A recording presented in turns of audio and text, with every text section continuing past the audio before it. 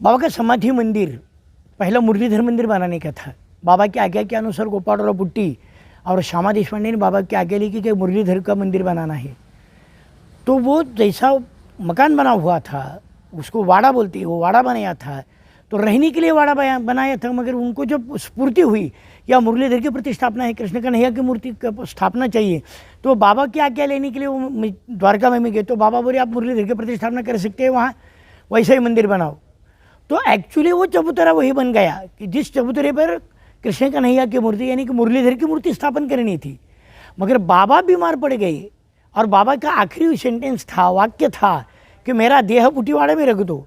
तो वो कहाँ रखा है कि जहाँ मुरलीधर की प्रतिष्ठापना होने वाली थी, इसलिए मुरलीधर का मंदिर बनाया था। वो मुरलीधर का गाभाराई मंदिर का बन हुआ था, इसलिए वो जो घूमट बन गया कि जिसके ऊपर वो मुरलीधर का मंदिर बनाने का इसीलिए या ऐसा बनाया था। मगर बाबा का देहांत होने के बाद, बाबा की समाधि अवस्था होने के बाद बाबा का देह वहाँ रख दिया और बाबा का देह रखने के बाद समाधि तो हो गई, किंतु समाधि को किसकी है वो देखने के लिए प्रतिमा चाहिए, इसलिए बाबा का फोटो रखा था वहाँ। और वो हर दिन बाबा की चारों आरतियाँ होती थी। मगर 1954 में 1954 में बाबा की मूर्ति की प्रतिष्ठापना हुई। बाबा परंपरा और प्रथा इसको बाबा छेद देते थे। कई बार साईं की लीला ऐसी है कि जिसमें बाबा ने स्वयं का भी ऐसा ही परंपरा का छेद देकर नया कुछ बनाने के लिए बाबा ने किया है, क्योंकि बाबा क्रांतिकारी निर्णय लेने थे। शास्त्र ऐसा है कि मंदिर होने के बाद मूर्ति प्रतिष्ठापना होती है, मूर्ति प्रतिष्ठापना होने के बाद कलशारोहण होता है। मगर यहाँ ऐसा हुआ कि बाबा का देह वहाँ रख दिया, बाबा का समाधि मंदिर बन गया और वो सब गाभारा बनने के बाद कलश भी हो गया। तो 1952 में विश्वस्त मंडल ने उसको पारणकर महाराज के हाथों से स्वर्ण कलश बैठाया। मगर वो बाबा का देह था, आनंद कुटी का ब्रह्मांड नायक वहाँ था, इसी कारण वो होने के बाद कलशारोहण हुआ। ये तो परंपरा का छेद हो गया। मगर फोटो जब तक था तो ये बाबा की भी लीला हो गई कि अचानक मार्बल मिल गया और वही विद्यमान विश्वस्त मंडल ने बाबा की मूर्ति बम्बई के तालीम आर्ट से बना ली और वो मूर्ति 1954 में बाबा की मूर्ति प्रतिष्ठापना की गई कि वही मूर्ति आज सब साईं भक्तों को दर्शन देती है और आश्वासन देती है कि सब उनकी मनोकामना पूरी होगी। पुण्यतिथि महोत्सव कैसा मनाया जाता है, साईं बाबा संस्थान की तरफ से उसकी जानकारी ऐसी है कि 3 दिन का महोत्सव होता है। दूसरे दिन बाबा का मेन जो दिन होता है विजयादशमी का, वो काकड़ आरती के बाबा का जो पहले दिन पारायण शुरू होता है उसकी समाप्ति होकर बाबा का मंगल स्नान होता है और 9 बजे बाबा का भिक्षा झोली का कार्यक्रम होता है।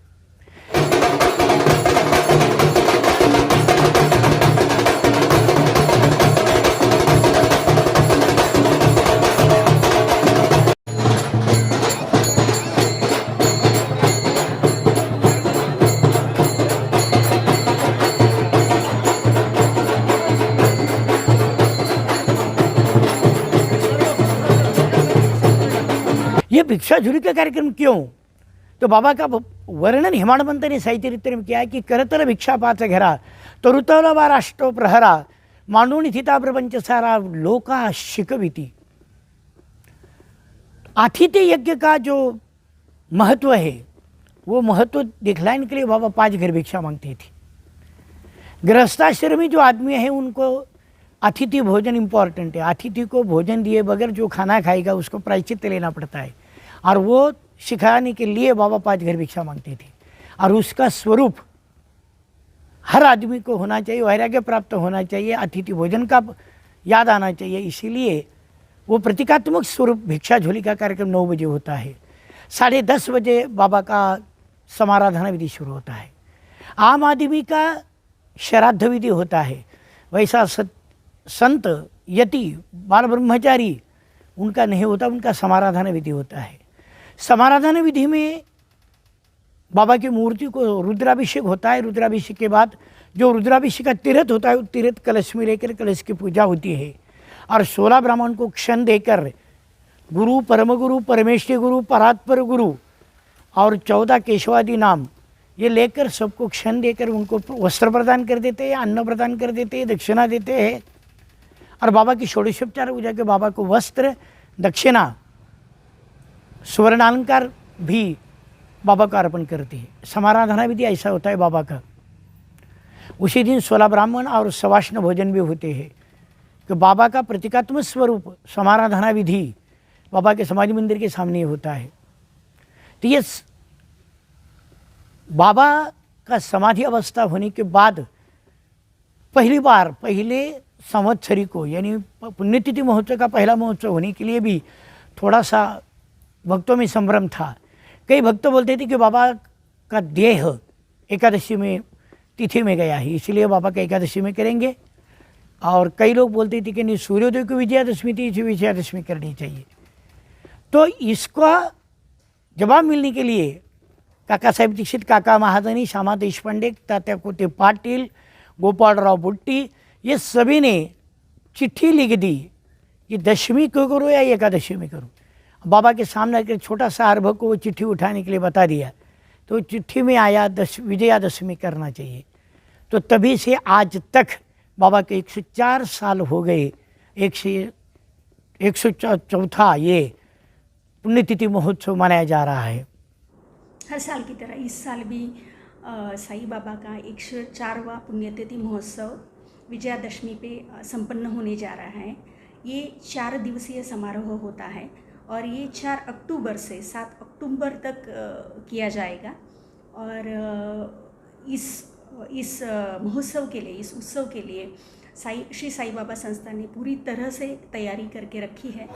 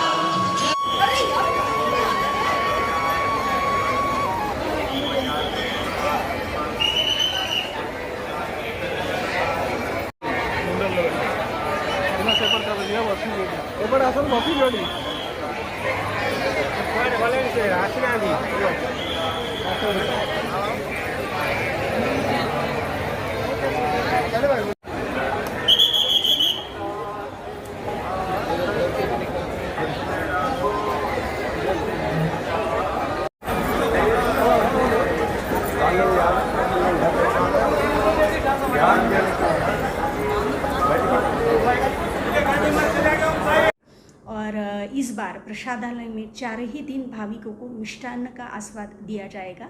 तसेच भक्त निवास और मंदिर की सजावट, फूलों की आरास और साईं मंदिर में जो प्रवेश द्वार पे देखावा बनाया जाता है, वो भी हमेशा की तरह इस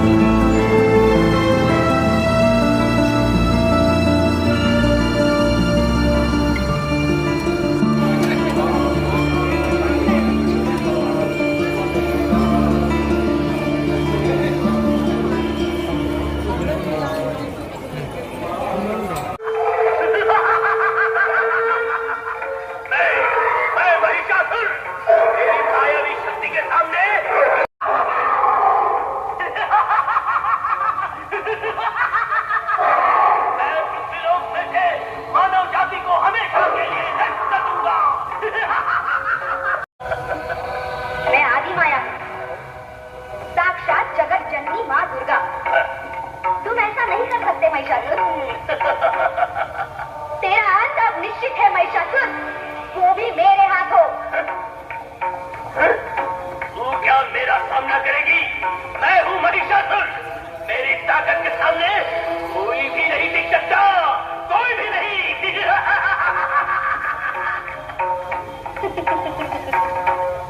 गर्व से उन्मत्त ना हो महिषासुर, तेरा अंत अब मैं ही करूंगी। कर कर मेरा सामना कर। युद्ध चाहती है तू? हाँ, मैं युद्ध करूंगा तुझसे। दानवराज महिषासुर विकट हास्य करते हुए मां दुर्गा के सामने खड़ा हुआ और आरंभ हुआ महासंग्राम। एक नहीं, दो नहीं, 9 दिन मां दुर्गा महिषासुर के साथ मृत्यु का खेल खेलती रही। महिषासुर, तेरा अंत अब निकट है महिषासुर। क्या मेरा अंत करेगी?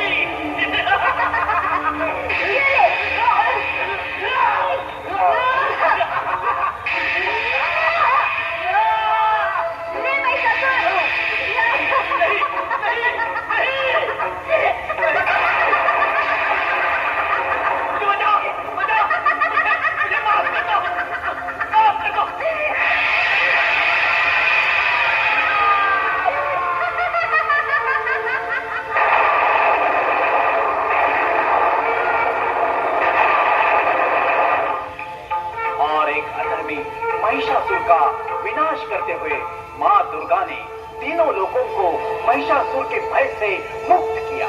सभी ने हर्षोन्माद के साथ मां दुर्गा की महिषासुर मर्दिनी की जय जयकार की। जय साई राम, जय साई राम। जो यानी 5 अक्टूबर पे रात भर मंदिर खुला रहेगा और जैसे भाविकों की संख्या देखते हुए मुझे लगता है कि पर डे हर दिन 2 लाख तक भाविक शिरडी में आ सकते हैं। अगर आपको हमारा ये वीडियो पसंद आया हो तो लाइक और शेयर करें, साथ कमेंट करके हमें प्रोत्साहित करें। धन्यवाद।